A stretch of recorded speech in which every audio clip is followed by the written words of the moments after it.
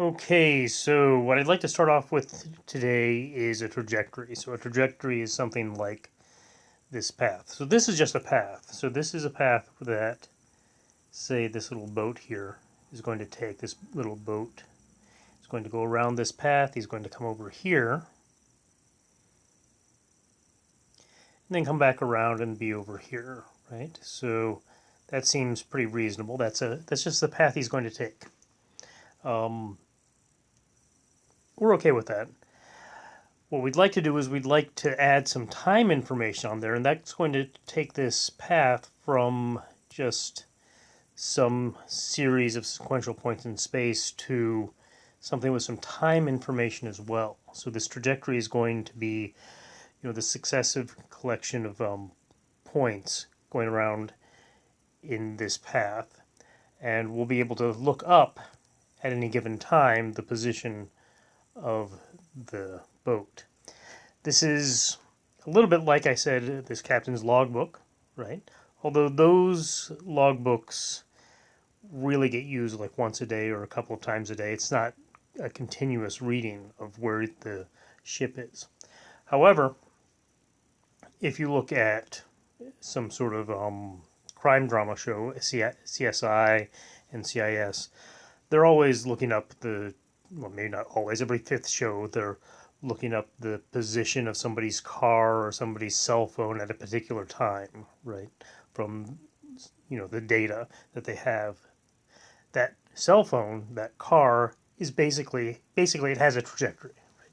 It can tell you where something is at any particular point that makes a trajectory. Now, in physics, we're going to have that trajectory be a vector function so that we can look at these different positions, right? So this is going to be the position at some time t2, let's say, where this is the position here at 0, right? That's where we start, and this is the position at some intermediate time s t1, right? So we can just look up in our function s is just something that we can use to look up the positions at different points.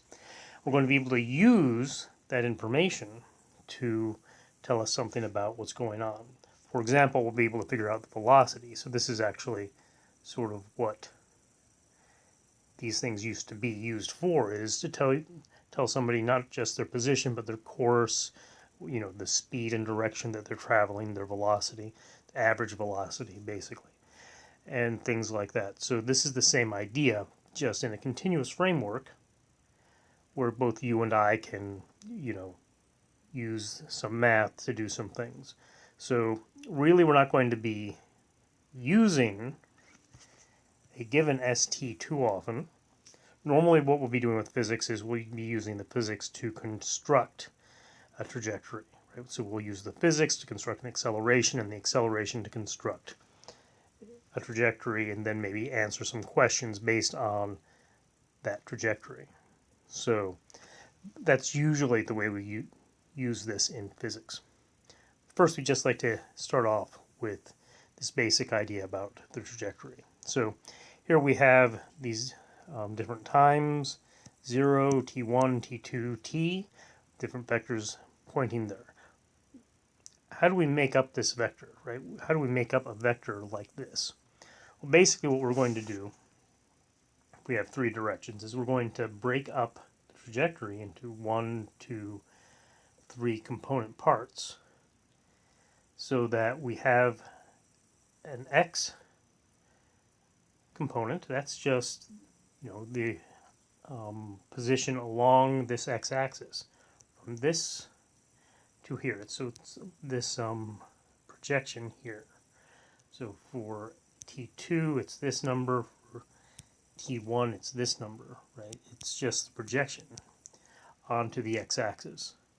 And the y component, again, is the same sort of thing. It's the projection onto the y-axis, right? So these are components here. So what we can do is we can just break this trajectory into what's going on in the x component, what's going on in the y component, what's going on in the z component. If you have more than 3 directions going on, then you can have more. So there we are. That's the general idea of what a trajectory is. Let's look at an example. So here's an example. We've got an object that's going to move along this path. Now, the easiest thing to do is to read the, just read it. Just read this function. So if we read this function, say, okay, what is r after 1 second? Right? So we're going to start here, we're going to end up here, and somewhere in the middle, we've got r of 1 second. Okay? So to read that, we just substitute, right? So we've got the function here for x, that includes the t squared, this function here for y.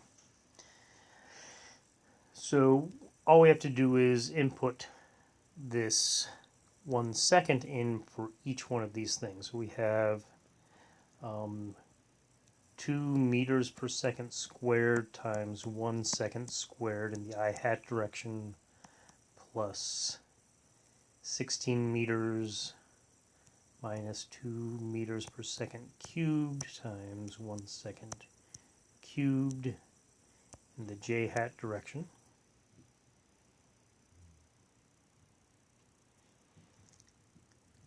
And then we just FOIL everything out. We have 2 second squared seconds cancel, so we have 2 meters in the I-hat direction plus 16 minus, cancel these guys out, 2, so we have 14 meters in the j-hat direction. And so that is the position at 1 second. It's perfectly fine. Simple enough to do. We might want to do a little more. So this is a little more like what we do in this kind of situation. So in this kind of situation, what are we going to do? We're going to take this same function and we're going to figure out what this vector is here. Actually, we're going to find first what this vector is, r0, then we're going to find out this r t sub f at the end. So we're going to find those two vectors. And to find this second vector, we're going to have to figure out the amount of time it takes to get from here along this path to here. And we'll be able to use this independence of the different components to do that.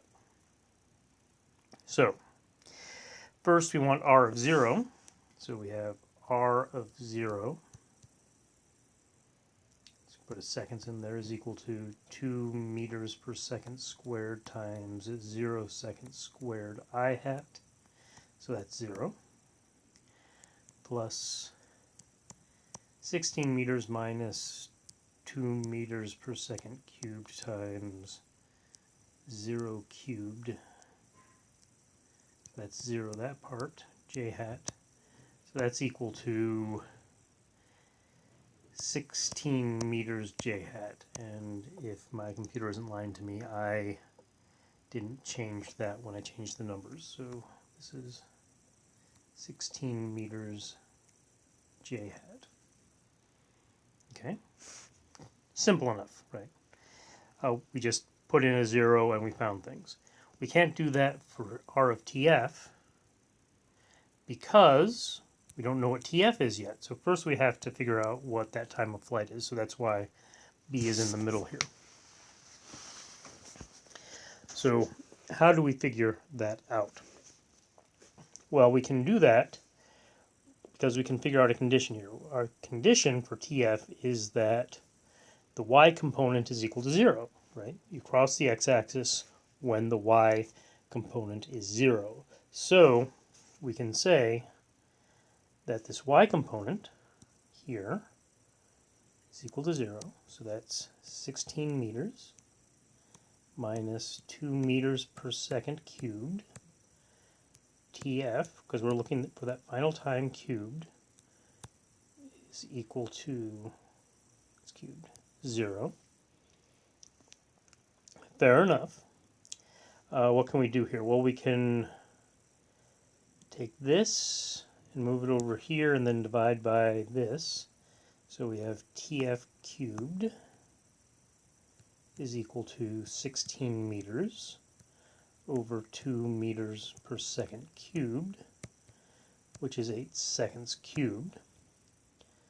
So TF is equal to 2 seconds. So it takes 2 seconds to get all the way over here. Fair enough. So we've got that. We're doing good, cruising along. Now all we have to do to find this is to input this in here. Now, we've already calculated this. Actually, we already assumed this. We already said the j component is 0, the y component is 0, the vertical component is 0. So we don't actually have to do the substitution there. We just used the fact that this was 0 to find that out. If we do the substitution, what do? We just confirm that what we did was correct, right? Which is perfectly fine. We probably should always do something to confirm our solution is a correct solution. But we really only care about that x component. So that's r of 2 seconds. And what do we end up with?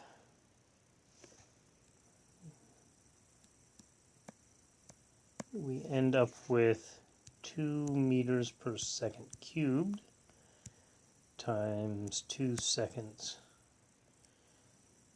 squared, or meters per second squared, excuse me.